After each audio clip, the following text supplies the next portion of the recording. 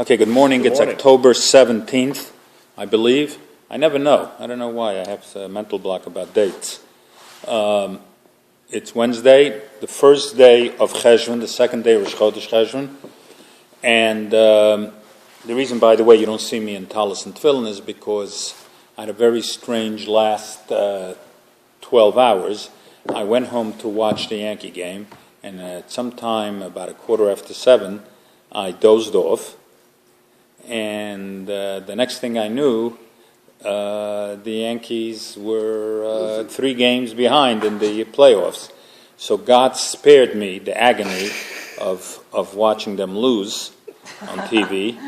But as a result of that, I got up very early this morning, and I did a few things, and I had the coffee when it was still dark outside, and I went to daven in the Young Israel, which was a blessing for them, because they only had 9 people. Oh my goodness! So I was number 10. Now sometimes when I'm number 10, then later on a few other people walk in, so it's no big deal that I was there, but nobody walked in, so I did the complete davening over there, and so I helped them out, and so that's why I'm not wearing. Okay. Now today we're gonna talk today and probably tomorrow, because I know we're not going to finish this in any way. We're talking about the Yankees. Now, here's the question. Are you allowed to daven that the Yankees should win? Okay? I started making myself notes. Usually I don't make notes, but there's so much to cover. I just wanted to limit to what I'll talk about today. What did you say, Liz? I said, if you have a big bet riding on it, yeah. Yeah, okay. Liz says. I would say no, because most people hate the Yankees. Okay. If anybody talks to me while I'm recording, speak loud, because people listen to the video can't hear you guys, and they hear me giving an answer, and they don't even know what the question is. Okay. So like Jeopardy. It's like Jeopardy, right? So the question obviously is: are you allowed to daven that the Yankees should win? Here's a more difficult question to ask. Maybe I'll throw out a few ideas today, and tomorrow we'll wrap it up. If I'll be here tomorrow. I have so many things going on. I'm not sure. I may be in Maryland. I'm not sure what my schedule is. We'll find out later. Or Derek Jeter broke his ankle. Do you guys know that? Yeah. Yes. So Tad, who's a Democrat, knows that. Or you allowed to daven for Derek Jeter, who's not Jewish. Or you're allowed to daven that his ankle should be healed in general, or you're allowed to pray for a non-Jew. Yeah, sure. So everybody here seems to think... You pray for the government. They're yes. non-Jewish. Okay, so Liz brings up a great point that maybe you can sit here so they can hear you on the thing. She says we pray for the government. So certainly we're allowed to pray for a non-Jew. These are difficult questions, and there are difficult answers. They're not so simple. First of all, let's define a couple of things. What is considered a non-Jew? Who is? Obviously, if you're not Jewish, you're not Jewish. But in the category of, we have a concept in the Torah. It says that when the Jews went into Israel, and they were to conquer the nations, and God gave us a command. It's called Lo Sachonem. Do not do them any favors. We have a prohibition, and you got to hear the end till the end of this before you come up with any conclusions.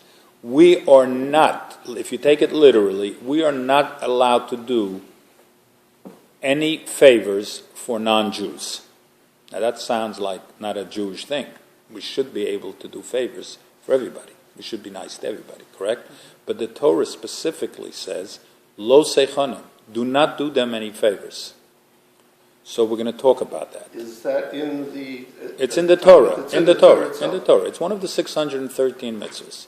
Okay?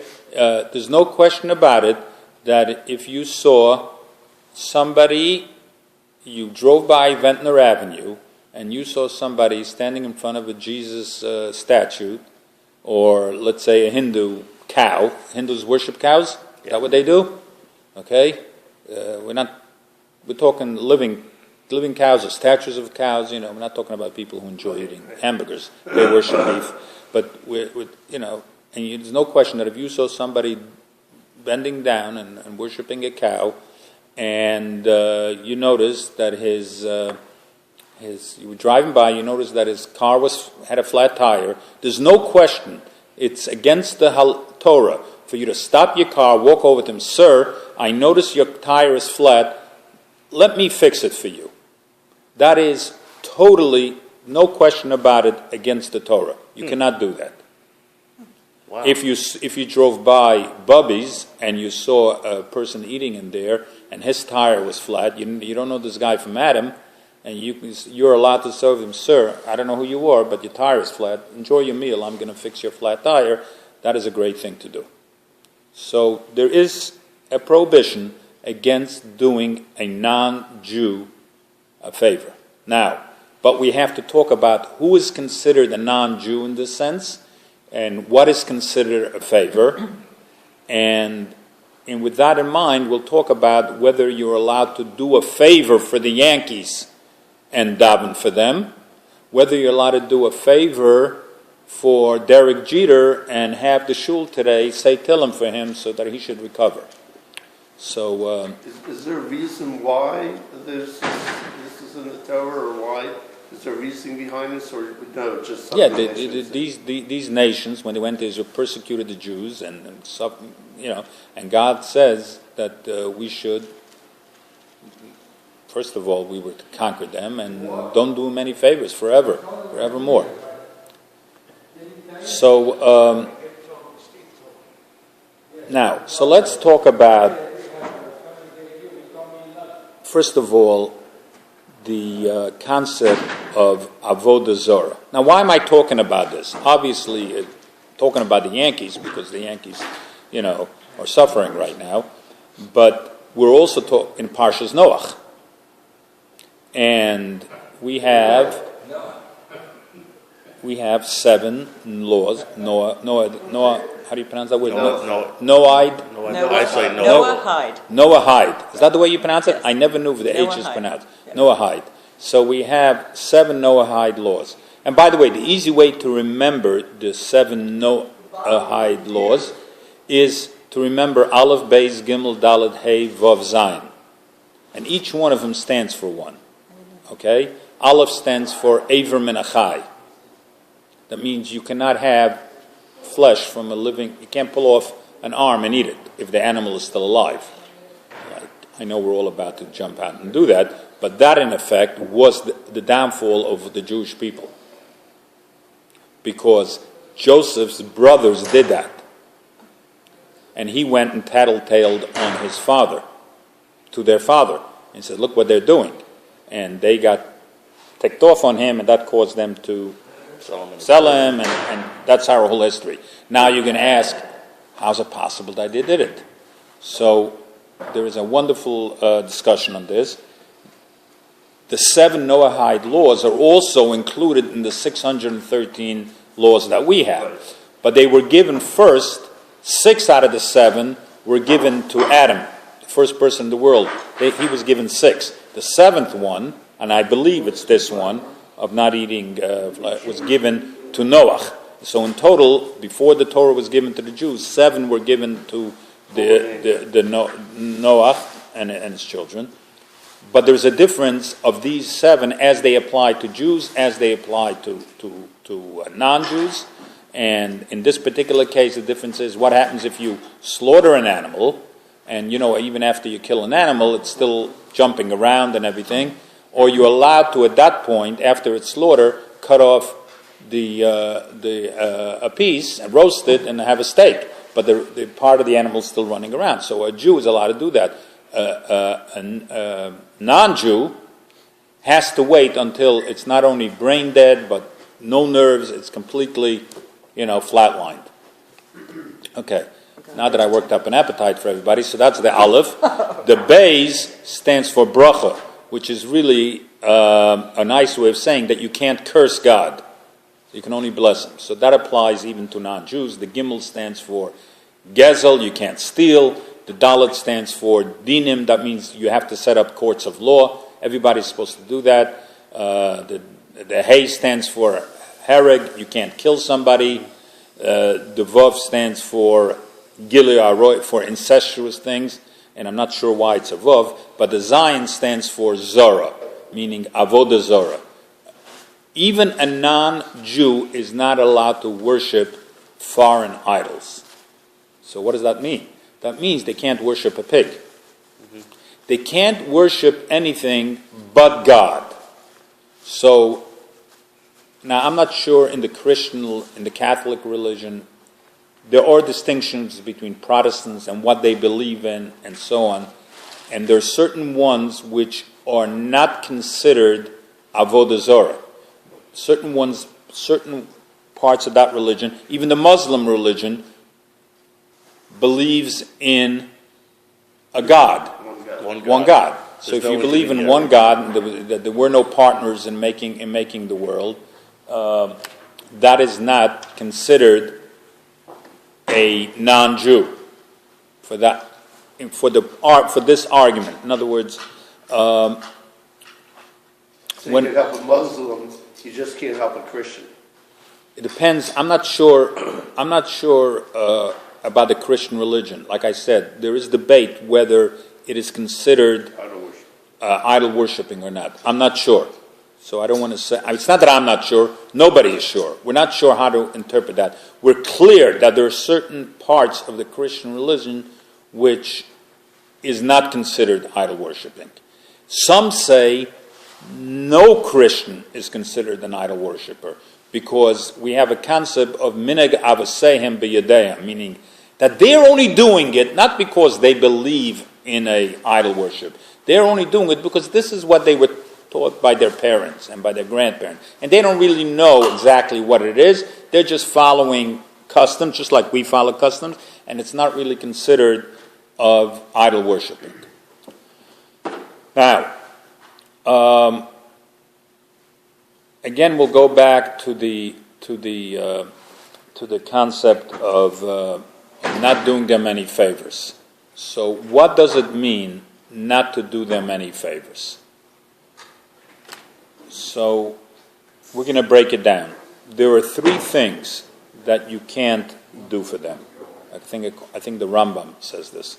There are three things. One is you can't sell them any land. You can't do. You got a good piece of property. An idol worshiper comes to you and says, "I want to buy it." You can't sell them any land. So what about myself? Oh, so very good. So I'm in real estate. So Liz says, "Is that only in Israel?"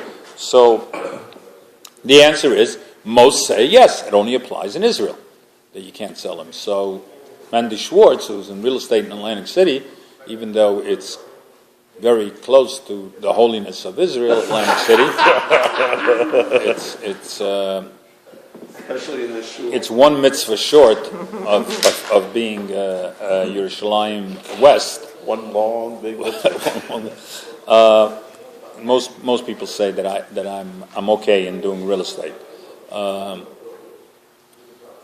I can tell you this much, that I've had property which